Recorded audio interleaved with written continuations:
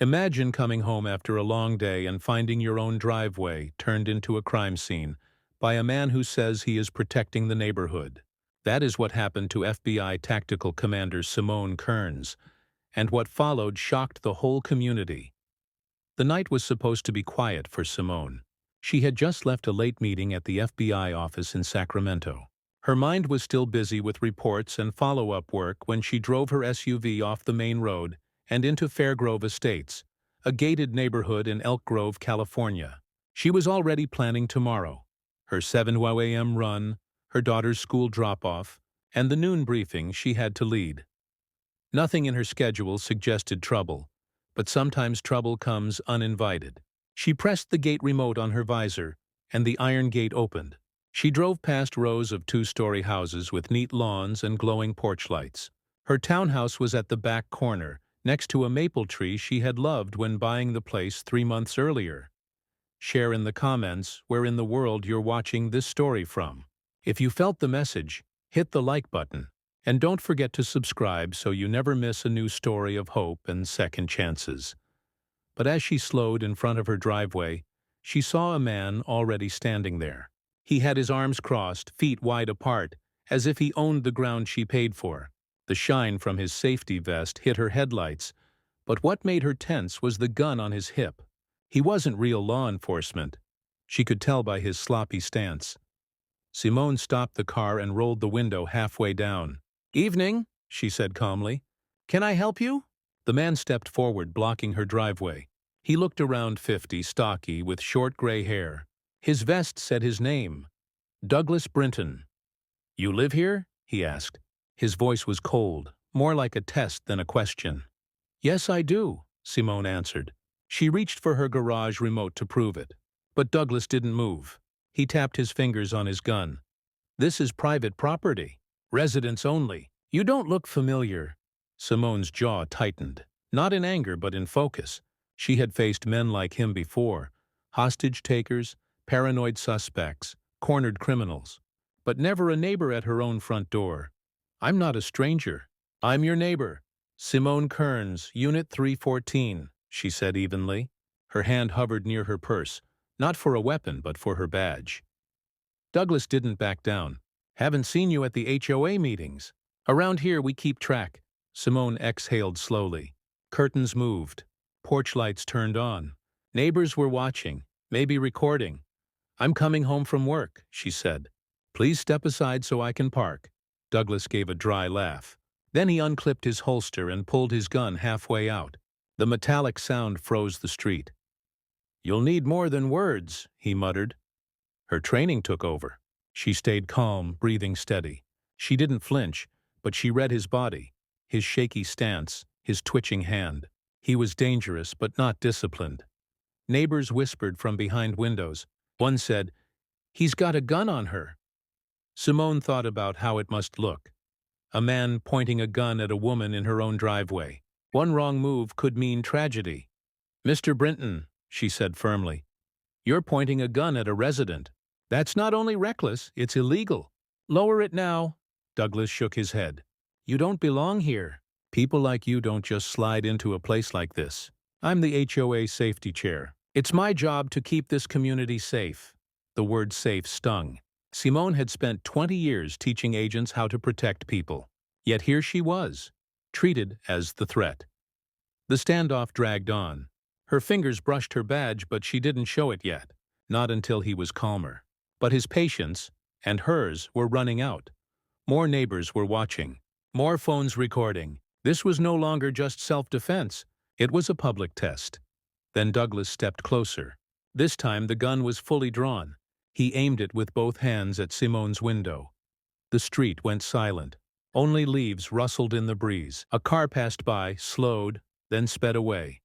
Simone knew she had only seconds before things went out of control. She rolled her window fully down and leaned forward, moving carefully. "Mr. Brinton," she said slowly, her voice calm but strong, "you're pointing a loaded gun at someone who lives here." "Put it away and we can talk," Simone said. Her voice was not begging. It was firm and commanding, the same tone she had used in many hostage negotiations. But Douglas didn't lower the gun. His jaw tightened and his voice was sharp. "Don't try to fool me. I've been watching this block every night for 3 years. I know who belongs. I've never seen you, not once." Simone kept her eyes on his hands. His finger was too close to the trigger, moving with every breath. He was acting like a soldier, but he had no training. That made him dangerous. She raised her voice a little so the neighbors could hear. "My name is Simone Kearns, Unit 314. I bought this townhouse 3 months ago. I live here. You can check the records tomorrow. But right now, this has to stop." Her calm tone only seemed to anger him. His nostrils flared. "Don't lie to me," he barked. "You think I'll believe a number you made up? You're not fooling anyone. I know who lives here, and you're not one of them." From across the street, a woman's timid voice called, "Doug, maybe she does live here." Douglas snapped his head toward the voice, the gun waving slightly. "Stay inside, Sharon. I've got this," he shouted. The motion made Simone tense. A gun moving like that in a neighborhood street was a disaster waiting to happen. She lowered her voice, steady and calm. "Douglas, I am not your enemy. You don't need to point that gun. Put it back in the holster, right now." He hesitated, chewing on her words, but his pride kept him firm. "You don't get it. I'm the safety chair. I keep crime out. I know what trouble looks like." Simone pressed her lips into a thin line. Trouble? He was staring at an exhausted woman coming home from work and calling her the danger. Her phone buzzed inside her bag, but she didn't reach for it. Any sudden move could look threatening. She kept her hands visible on the steering wheel. "You don't know me, Douglas," she said. "But I promise you, if you pull that trigger, your whole life will change. You won't walk away from this the way you think. Lower the gun. You're standing in front of cameras, in front of witnesses, in front of the law." His eyes flicked toward the houses. 2 phones were recording, little red lights blinking. The pressure of being watched reached him, but his ego pushed back. "You're trespassing," he repeated, though softer now, as if trying to convince himself. Finally, Simone moved slowly and carefully. She opened her car door and stepped out. Both palms were raised, visible at shoulder height. "You want proof I live here? My keys are in my hand. My garage remote opens this door right here. Watch." She pressed the button. The garage door groaned as it lifted. Neighbors gasped. The motion light came on, showing the empty garage inside. Douglas flinched and lowered the gun slightly. "That doesn't mean anything. You could have stolen that remote. I know tricks." Her patience thinned. "You're creating danger that never needed to exist. Look at me, Douglas. I'm in my own driveway, in front of my own garage. You're the one holding the gun. You are not authorized to carry like this." His eyes narrowed. His grip was still shaky. "I'm authorized enough. The HOA voted me to protect this street. I don't take chances." Simone almost laughed, not from humor but disbelief. "Protect?" He was one twitch away from shooting a federal agent. "Douglas," she said, her voice dropping into a low, commanding tone. "You need to listen carefully. You are pointing a deadly weapon at an innocent resident. That is a crime. Put the gun down, or you will face consequences you can't imagine." Whispers grew louder. A man across the street called out, "Doug, maybe back off, man. She just opened the garage." But Douglas's face turned red. He wasn't ready to give up control, not in front of his neighbors. The more Simone told the truth, the angrier he became. The standoff stretched on, every second like a test of who would give in first. The porch lights glared down like stage lights, casting both of them in a scene no one expected. A dog barked twice down the block, then went silent again, as if it too felt the tension. Simone kept her breathing calm, her eyes locked on the gun. Douglas's arms began to shake with fatigue, but he clenched his jaw, refusing to let go of control. Douglas's voice cut through the silence. "You're too calm." "Nobody stays this still with a gun in their face unless they're hiding something." Simone tilted her head, speaking calmly but firmly. "Or maybe I'm calm because I know panic won't save either of us. Think about that." The words hit him. Douglas blinked, his grip slipping for a moment before he steadied himself again. He wasn't ready for someone to push back so calmly. He expected fear, shaking, begging. Instead, he got control, and it unsettled him. From a nearby porch, a young man whispered loudly into his phone, "She's not even flinching. She must know what she's doing." Douglas snapped his head toward the voice, snarling, "Stay out of this. Everyone inside." The gun moved with him, swinging dangerously toward the house. Gasps rippled through the street. "Eyes on me, Douglas," Simone ordered sharply, pulling his attention back before something tragic happened. "You're waving that weapon all over the block. Do you realize how reckless that is? You could have just pointed it at your own neighbor's child without knowing." For the first time, Douglas hesitated. His lips pressed tight. No words came right away. He was used to barking orders at HOA meetings, not being corrected by someone who carried true authority. Simone's fingers brushed her badge holder again. Showing it now could change everything, but it could also backfire. If she flashed it too soon, he might panic and think she had tricked him. If she waited too long, his anger could explode. She chose to test him first. "You keep saying you're the safety chair," she said. "Tell me, Douglas, what training do you have? Who certified you to carry that weapon? Who taught you how to calm conflict instead of making it worse?" Her words cut into his pride like a knife. "I don't need training," he snapped. "I've been in this neighborhood 15 years. I know who belongs and who doesn't. I don't need a degree to see through lies." Simone set her jaw but didn't rise to the bait. She and the neighbors knew exactly what he was implying. She let the silence weigh heavy before answering. "You've lived here 15 years, and in all that time you've turned yourself into a one-man police force. But the truth is, you're pointing a gun in front of the very families you claim to protect. Ask yourself, what happens if your finger slips?" His nostrils flared, his face turning red. "Don't turn this on me. You're the one sneaking into a place you don't belong." Simone's voice sharpened. Not loud, not panicked, just cutting through his words. "Douglas, I belong here more than you realize. And the reason I'm calm is because this isn't the first time I've had a gun pointed at me. But I promise you, it's the first time the person holding it has been this unprepared." The neighbors murmured louder. One man asked, "Unprepared? What does she mean by that?" A woman whispered, "She sounds like law enforcement."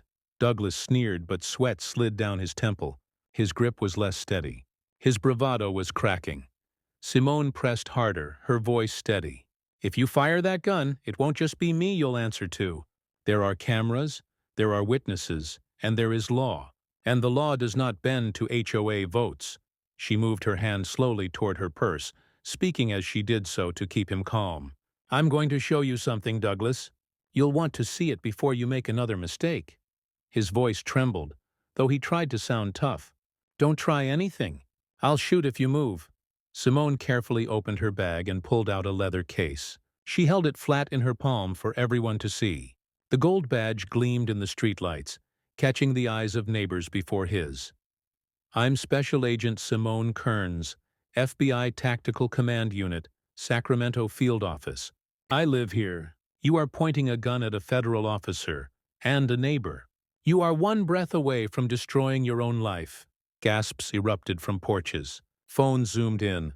"She's FBI!" one voice exclaimed. "Oh my God, he pointed a gun at an agent!" Douglas froze, staring at the badge as if it had struck him.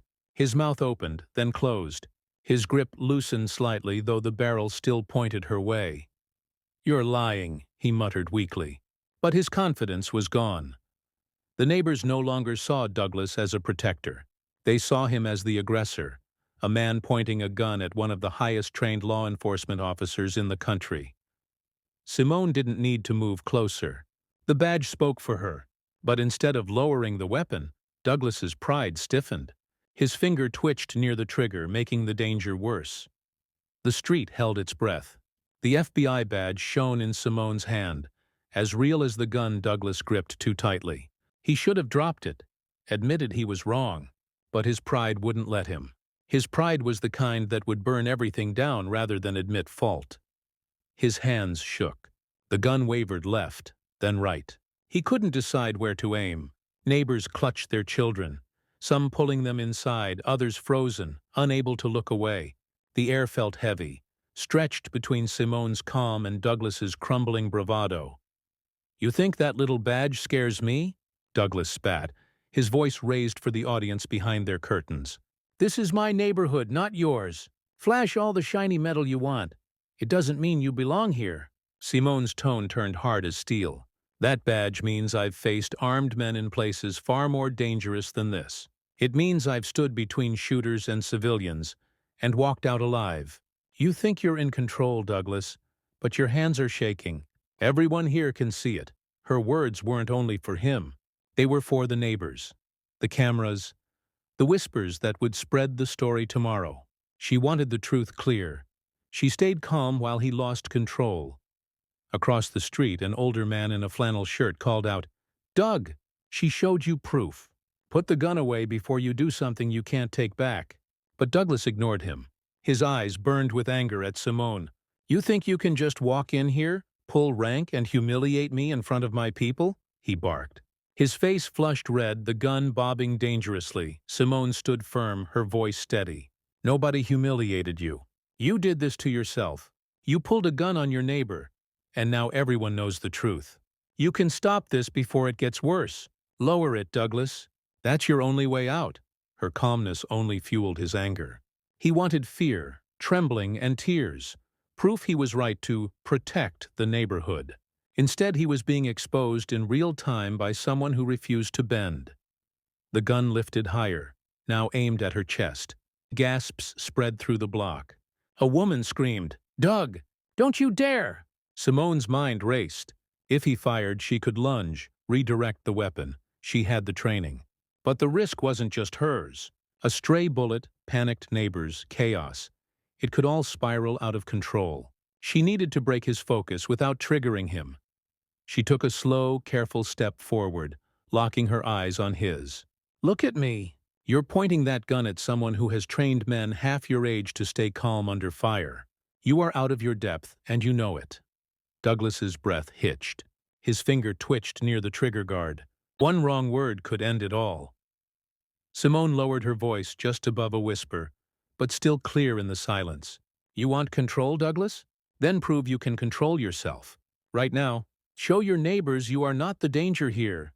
The words hit harder than he expected. He blinked, sweat dripping into his eyes. His arms dropped slightly. The crowd murmured, sensing the shift. For a moment it looked like the gun might lower, but pride clawed back. Douglas snarled, "You don't get to lecture me. I built this committee. I keep this street safe when the cops don't bother to show up." Douglas shouted. Simone's voice cut through his words, sharp and firm. "Safe? You're aiming a loaded gun at a federal agent in her own driveway. There's nothing safe about that. You're seconds away from prison, or worse." Douglas's teeth clenched, veins bulging in his neck. He was unraveling, trapped between truth he couldn't face and the humiliation of backing down in front of his neighbors. Then a neighbor's panicked voice broke the silence. "Someone's already called 911. The cops are on their way." Douglas's eyes darted. Panic flickered for the first time. His grip loosened slightly, but instead of lowering the weapon, he swung it back toward Simone, desperate to hold on to control. She saw it, saw the mistake, the hesitation, the weakness. She stood steady, badge still in hand, and spoke with finality. "You've crossed every line tonight, but you still have one choice left. Put that gun down and walk away with some dignity, or keep pointing it and lose everything you claim to protect." The neighbors held their breath. Some whispered prayers, others muttered curses, but all eyes stayed fixed on Douglas Brinton, a man with too much pride and too little control. Then the sound of sirens split the night. Red and blue lights washed across the street, bouncing off windows and houses. The danger was at its peak. 2 squad cars screeched to a stop in the cul-de-sac. Tires crunched against asphalt. 4 officers stepped out with weapons drawn. "Put the gun down! Drop it now!" they shouted. For a moment, Douglas looked stunned, as if he couldn't believe the orders were aimed at him. He turned toward the flashing lights, gun still in hand. The movement sent panic through the crowd. Children screamed. Someone shouted, "He's going to shoot!" The officers tensed, ready to fire. "Don't you dare point that at them!" Simone's voice cut across the chaos, commanding, not desperate.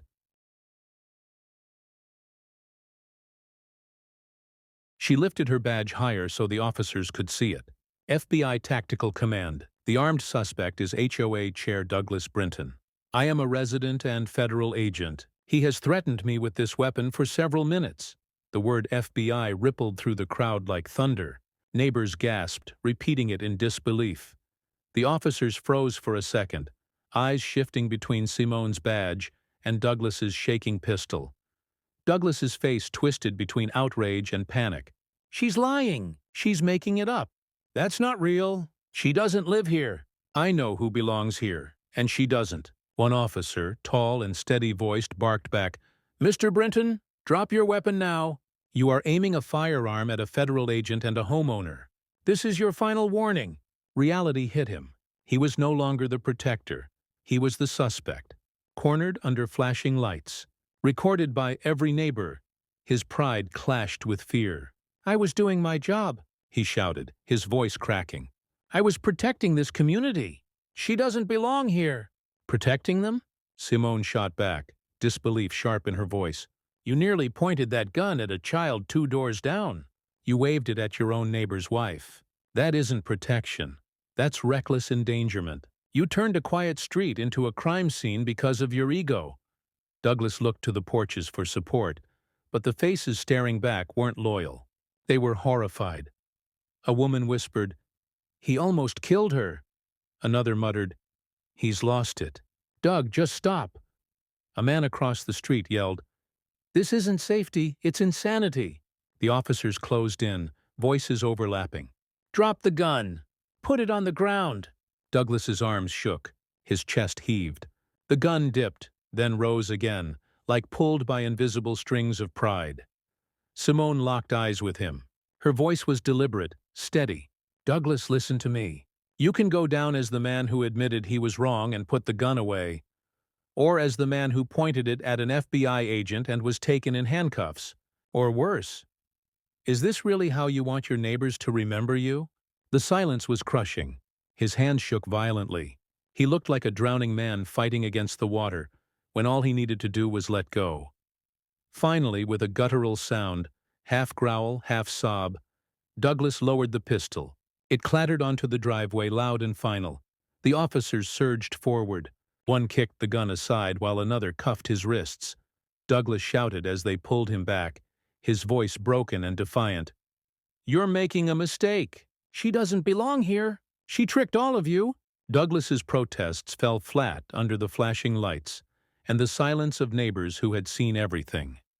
Simone let out a slow breath, the first real release of tension since it began. She slid her badge back into her jacket and stood tall, not triumphant, but steady. One officer approached carefully. "Ma'am, Agent, you okay?" She nodded. "I'm fine, but you'll want the neighbors' statements. And plenty of cameras caught this too." The officer glanced at the houses, where phones still glimmered like watchful eyes. "Looks like half the block recorded it." "Good," Simone said evenly. "Then nobody can twist the story." The crowd murmured louder now, no longer whispers but open talk. They weren't questioning Simone anymore. Instead, they were asking why Douglas had ever been allowed to carry a gun and act like a vigilante. But even though Douglas was cuffed, the fight wasn't over. The fallout from this night would divide the whole neighborhood. More flashing lights arrived, 2 more patrol cars and a supervisor's SUV. The cul-de-sac was now covered in red and blue, looking like a scene from the evening news. Douglas sat on the curb, wrists cuffed, his vest glowing under the lights like a warning sign.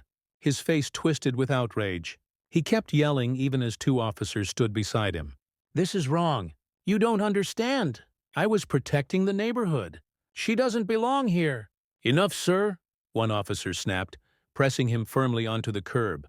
"You're done talking until your statement at the station." Douglas thrashed slightly, but the fight in his body was gone. Only angry words spilled out now, wild and desperate. Meanwhile, Simone stood with her hands folded, posture straight, expression calm. On the outside, she looked composed. On the inside, her pulse was still racing. She knew how close the night had come to violence. And she knew the story wasn't finished. A sergeant walked up with a notepad. He looked about late 40s, with lines around his eyes. His tone was professional but respectful. "Agent Kearns, can you walk me through exactly what happened?" She nodded. "I pulled into my driveway. Mr. Brinton was blocking it. When I identified myself as the homeowner, he accused me of trespassing. He drew his weapon, threatened me, and ignored repeated commands to de-escalate. I showed my credentials, and he still pointed the weapon until your units arrived."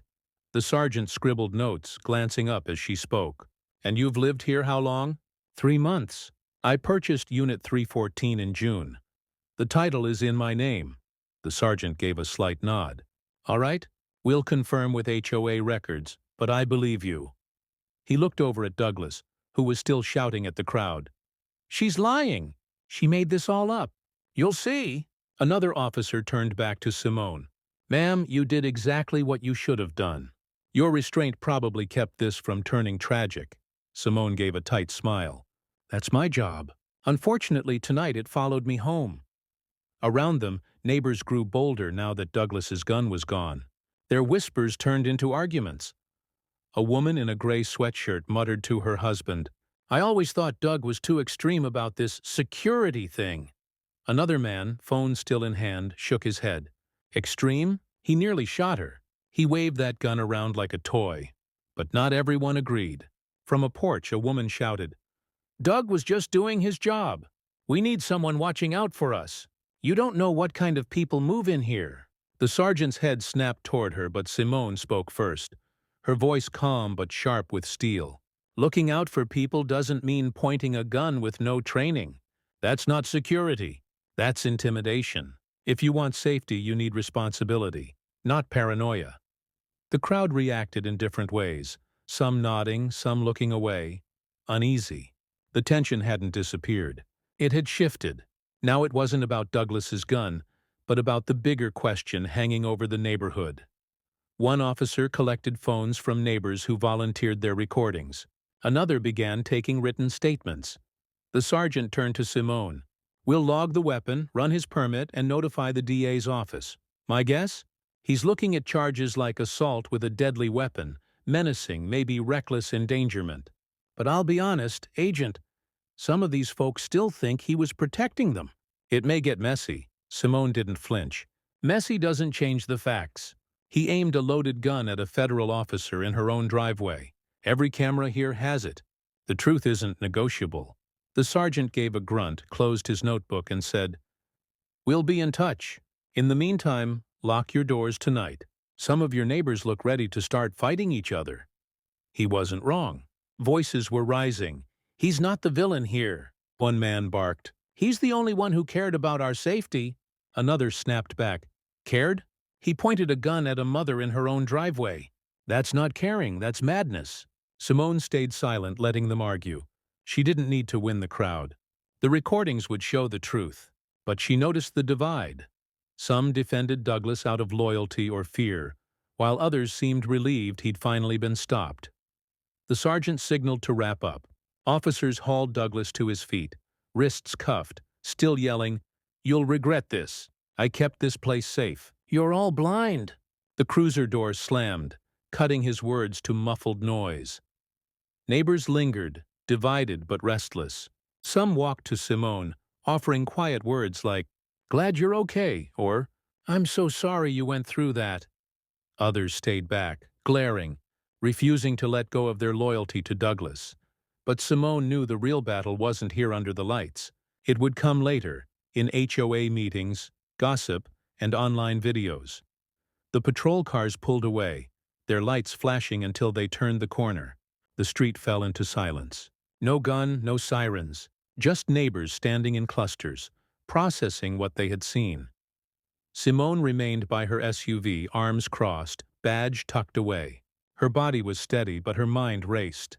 The adrenaline drained, leaving that heavy restlessness she had felt many times in the field. But this wasn't the field.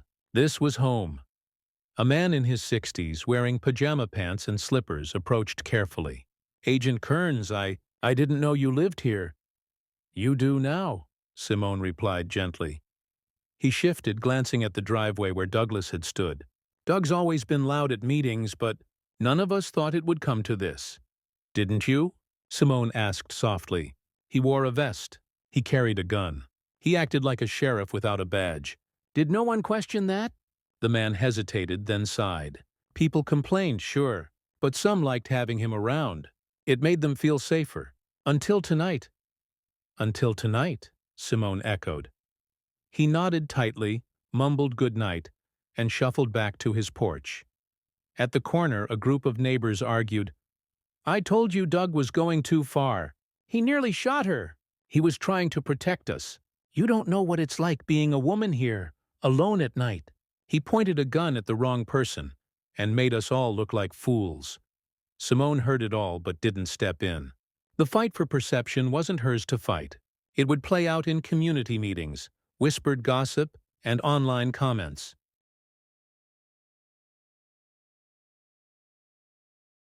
Still, not everyone avoided her. A younger man in his 30s approached with his phone still in hand.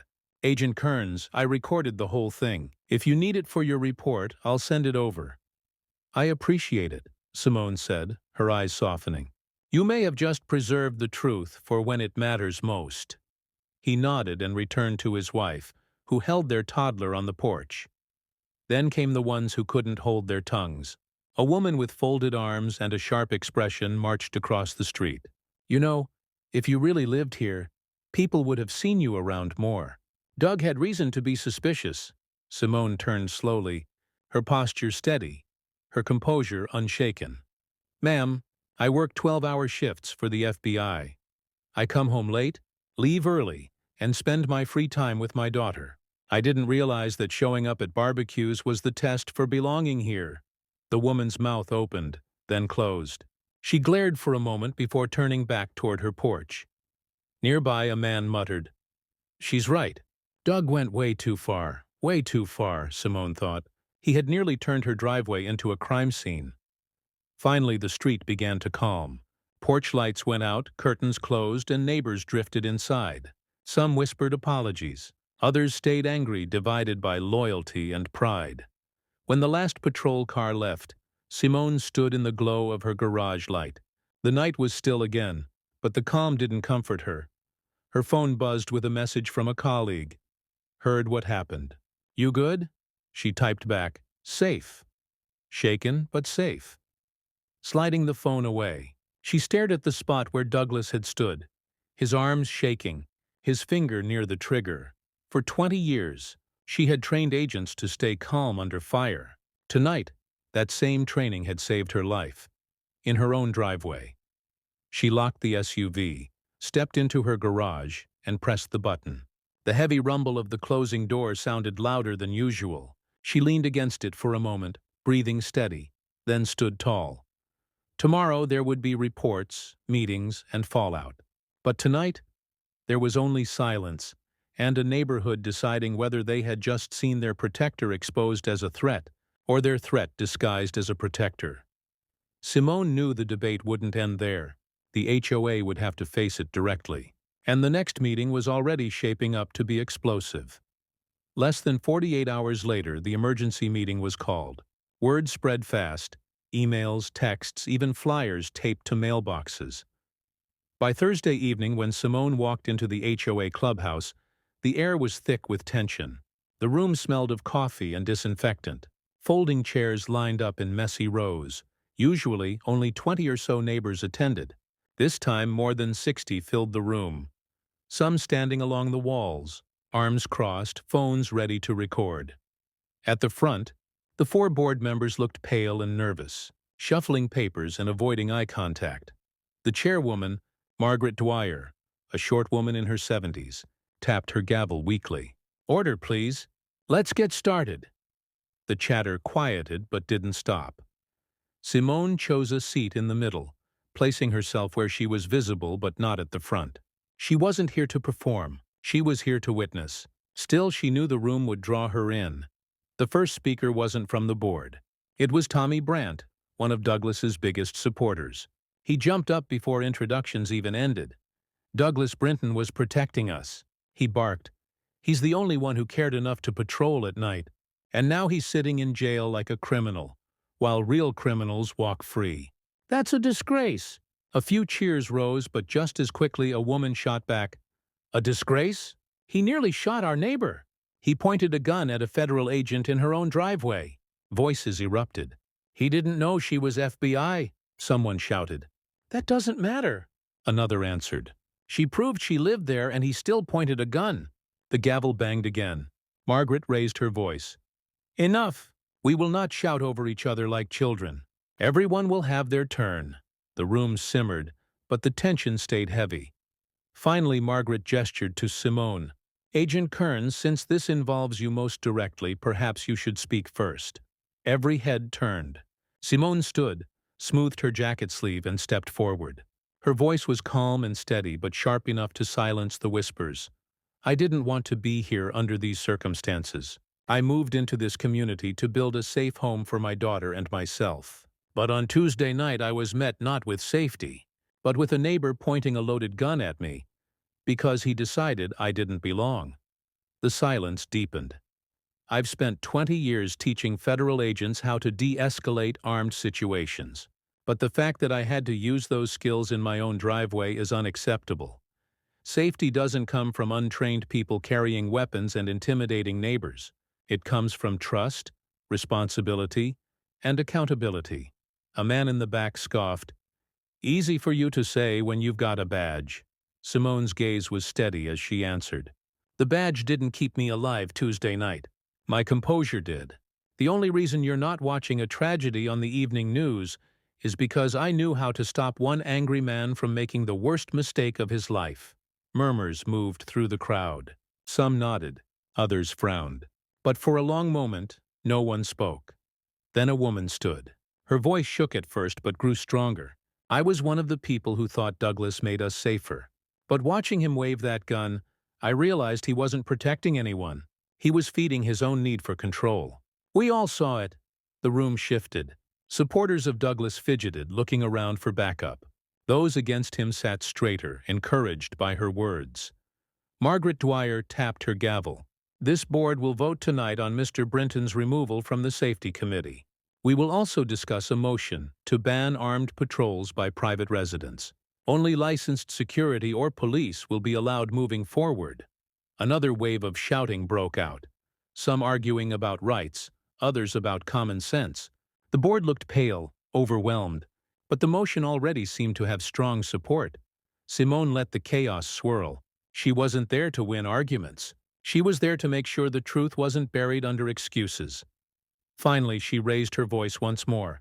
You all have a choice. Do you want safety built on paranoia or safety built on trust? Because what happened in my driveway could have happened to any of you or your children. And next time, there may not be someone trained enough to stop it. Her words dropped heavy into the room, silencing the shouting. Margaret cleared her throat. The vote will proceed. But Simone knew the vote was just paperwork. The real decision would stay in each neighbor's mind, shaping how they saw one another from that night forward. By the time Simone closed her front door that night, the echoes of the HOA meeting still rang in her ears.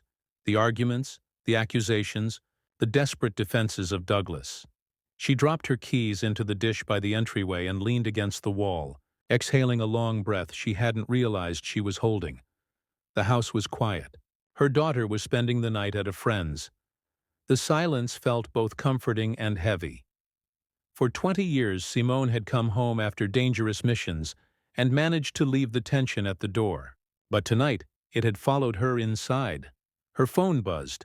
The name on the screen was familiar. Agent Marcus Bellamy, an old colleague from her academy days. She answered and set it on speaker as she walked into the kitchen. You holding up, Simone? Marcus asked. His voice was low and steady, the kind that already knew the answer. She filled a glass with water. I'm fine, she said, though her tone betrayed her. I've had men point guns at me before, Marcus, just not in my driveway. There was a pause, a silence where more was said than words could carry. You want to talk it out? He asked gently. Simone sat at the kitchen table, staring at faint scratches in the wood. He looked at me like I was an intruder in my own life. Didn't matter that I had the garage remote in my hand. Didn't matter that I said my address. He had already decided who I was the second he saw me. That's what sticks. The judgment. Marcus sighed through the speaker. Pride and fear. Dangerous mix. You handled it the way only you could. You stopped him from making the kind of mistake that ruins everything. Simone traced the rim of her glass. I kept myself alive, sure. But I keep thinking, what if I hadn't been trained? What if it had been one of the other women on this street, just coming home late from work? Would they be alive right now? Or would we be planning a funeral while people called it a misunderstanding? Her voice cracked, anger and exhaustion finally showing. You can't carry all of that, Bellamy said softly. You did what you could. You saved yourself, and maybe you saved the next person by exposing him. Simone swallowed hard, her throat dry. I moved here for peace, for stability, for my daughter to grow up without looking over her shoulder every time she walked down the block. Instead, the man claiming to protect the neighborhood nearly turned it into a crime scene. There was a long pause. Bellamy let her words settle before he answered. You've seen what real protection looks like, Simone. That's why it hurts more when people confuse paranoia for safety. But don't forget, you showed them what calm authority really is. You gave that neighborhood a lesson none of them will forget. Simone gave a dry laugh, not from humor but disbelief. Yeah, lessons are expensive, though. Now half of them don't know whether to thank me or hate me. Let them wrestle with it, Bellamy said. Truth has a way of settling, even if it stings first. Simone leaned back in her chair, staring at the ceiling. My daughter once asked me why I stayed in this job so long. I told her it was because someone has to stand in the middle when everything goes wrong. But I never thought I'd have to stand in the middle of my own driveway. That shook me. You're allowed to admit it shook you, Bellamy replied gently. You're not made of stone. For the first time that night, Simone closed her eyes. She breathed in the quiet, the steady rhythm of her breath, the simple comfort of sitting in the home she had nearly been denied by one man's arrogance. Thanks, Marcus, she murmured. Any time, he said, then added, and Simone, don't let this place break your sense of peace. That's yours. Don't give it away. When the call ended, she sat in silence for a while longer. She thought of the neighbors who had spoken up, those who had defended Douglas, and those still undecided. She thought of her daughter, blissfully unaware tonight of how close her mother had come to danger. And she thought about her own choice, not to draw her weapon, not to escalate but to trust her training and her voice. That decision had kept her alive. It had also kept Douglas from pulling a trigger he could never take back. But she knew this wasn't the end. The real story wasn't just about her survival. It was about what her neighbors would choose to learn, or ignore, from what they had seen. In the days that followed, life carried a strange rhythm. News spread beyond the subdivision, first through gossip blogs, then onto regional outlets. Clips filmed by neighbors spread on social media, gathering thousands of views. Some people expressed outrage that a woman could be threatened like that in her own driveway. Others downplayed it, insisting Douglas had just made a mistake. For Simone Kearns, it was never about headlines. It was about choices. Douglas's choice to let suspicion guide his hand, and her choice not to meet his aggression with her own. On a quiet Saturday morning, Simone stood on her front porch with a mug of coffee. She looked out at the street that had almost turned into a tragedy. Children rode their bikes again.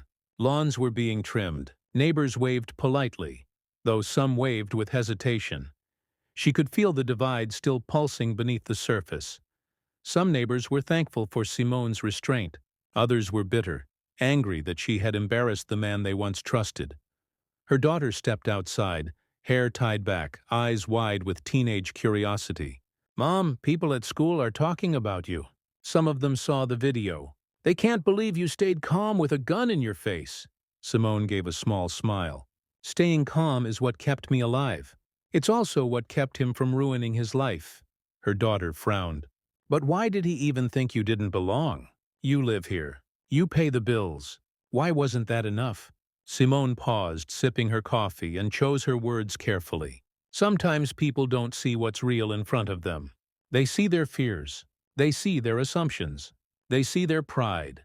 And when those things mix with power, real or imagined, it can turn dangerous. Her daughter looked down at the porch steps. That's not fair. No, Simone agreed softly. It's not. But that's why we don't meet anger with more anger. That's why we use our voice, our training, our judgment. Because if I had let his fear control me too, you wouldn't be asking me these questions right now.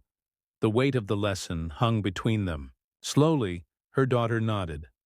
Later that week, the HOA sent out the results of their vote. Douglas Brinton was permanently removed from all committee roles. Armed patrols by residents were banned.